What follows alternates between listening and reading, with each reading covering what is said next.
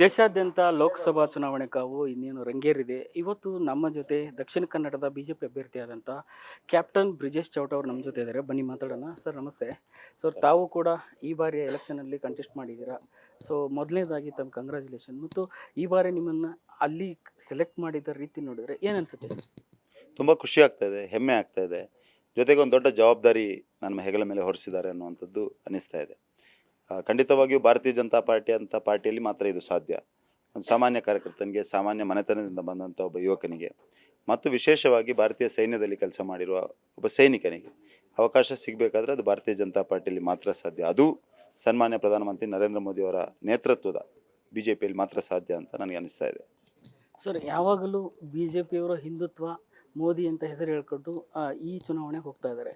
ಎಲ್ಲ ಅಭ್ಯರ್ಥಿಗಳನ್ನು ನೋಡಿದರೆ ಆ ಒಂದು ವ್ಯಕ್ತಿತ್ವ ಅದ್ರ ಬಗ್ಗೆ ತಾವೇನು ಹೇಳ್ತೀವಿ? ಖಂಡಿತವಾಗಿಯೂ ನಾವು ಹಿಂದುತ್ವ ಮತ್ತು ಮೋದಿಯ ಆಧಾರದಲ್ಲಿ ಚುನಾವಣೆಯನ್ನು ಎದುರಿಸ್ತೇವೆ. ಇದರಲ್ಲಿ ನಮಗೆ ಯಾವುದೋ ಮುಜುಗರ ಇಲ್ಲ. ಹಿಂದುತ್ವ ಅನ್ನುವಂಥದ್ದು ಈ ನೆಲದ ಸಂಸ್ಕೃತಿ, ಹಿಂದುತ್ವ ಅನ್ನುವಂಥದ್ದು ಈ ನೆಲದ ಅಸ್ಮಿತೆ, ಹಿಂದುತ್ವ ಅನ್ನುವಂಥದ್ದು ಎಲ್ಲರನ್ನು ಒಟ್ಟಾಗಿ ಒಂದಾಗಿ ತೆಗೆದುಕೊಂಡು ಹೋಗುವಂಥದ್ದು. ಮೋದಿ ಅನ್ನುವಂಥದ್ದು ಈ ದೇಶದ ಬಡವರ, ರೈತರ, ಮಹಿಳೆಯರ, ಯುವಕರ ಗ್ಯಾರಂಟಿ. ಈ ದೇಶದ ಅಖಂಡತೆಗೆ ಮೋದಿ ಒಂದು ಹೆಸರು. ಈ ದೇಶವನ್ನು ಸದೃಢಗೊಳಿಸಬೇಕು, ಈ ದೇಶವನ್ನು ಸಮಗ್ರವಾಗಿ ಅಭಿವೃದ್ಧಿಪಡಿಸಬೇಕು, ಈ ದೇಶವನ್ನು ಒಂದು ಸ್ವಾಭಿಮಾನಿ ಭಾರತವಾಗಿ ನಿರ್ಮಾಣ ಮಾಡಬೇಕು ಅನ್ನೋಂಥ ಸಂಕಲ್ಪ ಇಟ್ಕೊಂಡಿರುವಂಥ ವ್ಯಕ್ತಿ ನರೇಂದ್ರ ಮೋದಿ. ಹಾಗಾಗಿ ಅವರ ಯೋಜನೆಗಳು, ಅವರ ಹೆಸರು, ಅವರ ಆಡಳಿತ ವೈಖರಿ, ಅವರು ಕಳೆದ 10 ವರ್ಷದಲ್ಲಿ ಮಾಡಿರುವಂಥ ಕೆಲಸ ಇದು ಮತ್ತು ಹಿಂದುತ್ವ ಈ ನೆಲದ ಸಂಸ್ಕೃತಿ, ಇದನ್ನು ಇಟ್ಕೊಂಡು ಹೋಗೋದೇ ಬೇರೆ ಯಾವುದನ್ನು ಚುನಾವಣೆಗೆ ಇಟ್ಕೊಂಡು ಹೋಗಬೇಕು. ನಾವು ಇದನ್ನೇ ಚುನಾವಣೆಗೆ ಇಟ್ಕೊಂಡು ಹೋಗ್ತಾ ಇದ್ದೀವಿ. ಪ್ರಸಕ್ತ ಹಾಲಿ ಸಂಸದರಿಗೆ ಅಲ್ಲಿ ತುಂಬ ಹಿನ್ನಡೆಯಾಗಿ ತಮ್ಮನ್ನು ಆರಿಸಿದರ ಒಂದು ಪರಿಣಾಮ ತಮ್ಮ ಮುಂದಿನ ಅಂದರೆ ಗೆಲುವು ಸಾಧಿಸಿದ ಮೇಲೆ ಏನು ಯೋಜನೆಗಳು ದಕ್ಷಿಣ ಕನ್ನಡಕ್ಕೆ? ನೋಡಿ, ಭಾರತೀಯ ಜನತಾ ಪಾರ್ಟಿಯಲ್ಲಿ ಯುವಕರಿಗೆ ಅವಕಾಶ ಕೊಡುವಂಥದ್ದು, ಯುವ ನಾಯಕತ್ವಕ್ಕೆ ಅವಕಾಶವನ್ನು ಕೊಡುವಂಥದ್ದು ಒಂದು ಸಹಜ ಪ್ರಕ್ರಿಯೆ. ಆ ಪ್ರಕ್ರಿಯೆಯ ಭಾಗವಾಗಿ ನನ್ನಂಥ ಒಬ್ಬ ಯುವಕನಿಗೆ ಅವಕಾಶವನ್ನು ಕೊಟ್ಟಿದ್ದಾರೆ. ನಮ್ಮ ಪಾರ್ಟಿಯ ಎಲ್ಲ ನಾಯಕರು ಒಟ್ಟಾಗಿ ಒಂದಾಗಿ ಚುನಾವಣೆಯನ್ನು ಎದುರಿಸ್ತಾ ಇದ್ದೇವೆ.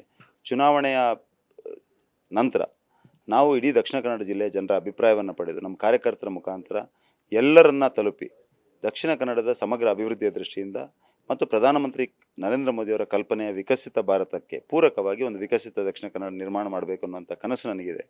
ಆ ಕನಸನ್ನು ನಾನು ಎಲ್ಲ ಜನರ ಅಭಿಪ್ರಾಯವನ್ನು ಪಡೆದು ಪ್ರಧಾನಮಂತ್ರಿ ನರೇಂದ್ರ ಮೋದಿಯವರ ಮಾರ್ಗದರ್ಶನದಲ್ಲಿ ಸಾಕಾರ ಮಾಡ್ತೇನೆ ಅನ್ನುವಂಥ ವಿಶ್ವಾಸವೂ ನನಗಿದೆ.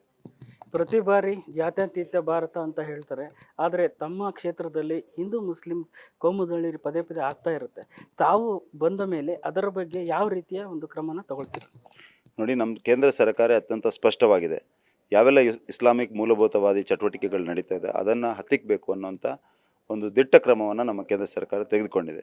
ಅದು PFIನ ಬ್ಯಾನ್ ಆಗುವಂಥ ಸಂದರ್ಭದಲ್ಲಿ ಇರ್ಬೋದು, ಪ್ರವೀಣ್ ನೆಟ್ಟರ್ ಹತ್ಯೆ ಆದಂಥ ಸಂದರ್ಭದಲ್ಲಿ NIA ತನಿಖೆಯಾಗಿ PFIನವರು ಅದರಲ್ಲಿ ಇದ್ದಾರೆ ಅಂತ ಗೊತ್ತಾದ ಮೇಲೆ ನೇರವಾಗಿ PFIಯನ್ನು ಬ್ಯಾನ್ ಮಾಡಿ ಯಾವುದ್ಯಾವುದು ಬಿಲ್ಲದಲ್ಲಿ ಯಾರ್ಯಾರು ಅಡಗಿ ಕೂತ್ಕೊಂಡಿದ್ದಾರೆ ಎಲ್ಲರನ್ನೂ ಹೆಕ್ಕಿ ಅವರಿಗೆ ಇದು ಮಾಡುವಂಥ ಕೆಲಸ ನಮ್ಮ ಸರ್ಕಾರ ಮಾಡ್ತಾ ಇದೆ. ಹಾಗಾಗಿ ಕಾನೂನು ಸುವ್ಯವಸ್ಥೆಯ ವಿಷಯದಲ್ಲಿ, ರಾಷ್ಟ್ರ ವಿರೋಧಿ ಚಟುವಟಿಕೆಗಳ ವಿಷಯದಲ್ಲಿ, ಸಮಾಜ ವಿರೋಧಿ ಶಕ್ತಿಗಳ ವಿರುದ್ಧ ನಮ್ಮ ಸರ್ಕಾರ ಅತ್ಯಂತ ದಿಟ್ಟ ಕ್ರಮವನ್ನು ತೆಗೆದುಕೊಳ್ತದೆ ಅನ್ನುವಂಥ ವಿಶ್ವಾಸ ನನಗಿದೆ. ಕೊನೆಯದಾಗಿ ಯಾರೆಲ್ಲ ತಮ್ಮ ಪ್ರಚಾರ ಬರೋ ನಿರೀಕ್ಷೆ ಇದೆ? ಅಂದರೆ ಹೈಕಮಾಂಡ್ ನಾಯಕರಾಗಿರ್ಬೋದು, ರಾಜ್ಯ ನಾಯಕರಾಗಿರ್ಬೋದು. ರಾಜ್ಯದ ಚುನಾವಣಾ ಸಮಿತಿ ಆ ಬಗ್ಗೆ ಯೋಚನೆ ಮಾಡ್ತದೆ. ನಮ್ಮ ಕೆಲಸ ಇರುವಂಥದ್ದು ಸಂಘಟನೆ ಆಧಾರದಲ್ಲಿ, ಕಾರ್ಯಕರ್ತರ ಆಧಾರದಲ್ಲಿ ಮತದಾರರನ್ನು ತಲುಪುವಂಥದ್ದು. ರಾಜ್ಯದವರು ಯಾರನ್ನು ಜೋಡಿಸ್ತಾರೋ ಅವ್ರ ಜೊತೆ ನಾವು ಸೇರಿಕೊಂಡು ಕೆಲಸವನ್ನು ಮಾಡ್ತೇವೆ. ಸೊ ಇದು ಏನು ದಕ್ಷಿಣ ಕನ್ನಡದ ಅಭ್ಯರ್ಥಿಯಾದಂಥ ಕ್ಯಾಪ್ಟನ್ ಬ್ರಿಜೇಶ್ ಚೌಟ ಅವರ ಮಾತಾಗಿತ್ತು. ನಮ್ಮದು ಹಿಂದುತ್ವ ಮತ್ತು ಮೋದಿಯವರ ಹೆಸರು ಇಟ್ಕೊಂಡು ನಾವು ಈ ಬಾರಿ ಚುನಾವಣೆಯನ್ನು ಎದುರಿಸ್ತೇವೆ ಮತ್ತು ಅದೇ ರೀತಿ ಬಹುಮತದಿಂದ ಗೆದ್ದು ಬರ್ತೇವೆ ಅನ್ನೋದು ಅವ್ರ ಮಾತಾಗಿತ್ತು. ಕ್ಯಾಮ್ರಾ ಪರ್ಸನ್ ವಾಸು ಜೊತೆ ಚಂದ್ರಶೇಖರ್ ಯಲ್ವರ್ತಿ, ಅಶ್ವವೇಗ ನ್ಯೂಸ್, ಬೆಂಗಳೂರು.